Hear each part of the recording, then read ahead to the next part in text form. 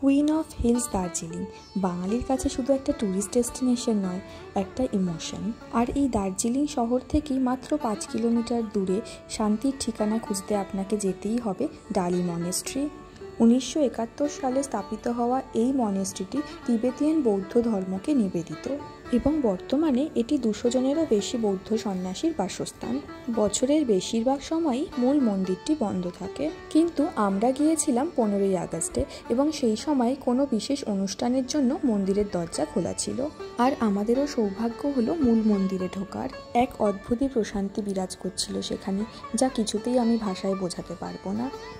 মনেস্ট্রির ভেতরেই একটি ছোট কক্ষে এই প্রেয়ার হুইলসগুলি রয়েছে। আপনারাও চাইলে এখানে বসে মেডিটেশন করতে পারেন। সত্যি বলতে কি, আজকালকার যুগে আমরা এতই ব্যস্ত হয়ে পড়েছি যে নিজের সঙ্গে কথা বলারও সময় পাই না। তখনই এই প্রেয়ার হুইলগুলি আপনাকে সাহায্য করবে নিজের ভেতরের কোলাহলকে থামিয়ে নিজের সঙ্গে কিছুটা সময় কাটাতে। একবার চেষ্টা করে কিন্তু দেখতেই পারেন। এই মনেস্ট্রি থেকে আমাদের রূপসী দার্জিলিংকে লাগে আরও সুন্দর। কাজেই মূল মন্দির খোলা না থাকলেও আপনারা একেবারে হতাশ হবেন না।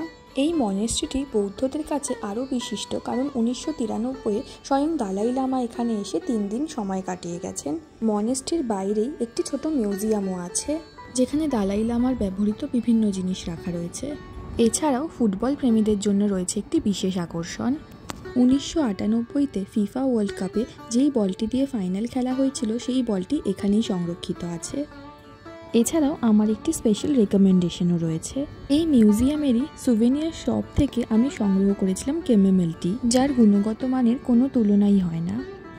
তাহলে দার্জিলিং গেলে ডালি মনেস্ট্রি ঘুরে দেখার আরও বেশ কিছু কারণ কিন্তু আপনাদের খাতায় যুক্ত হলো। দেখা হচ্ছে আবার পরের ব্লগে। টাটা।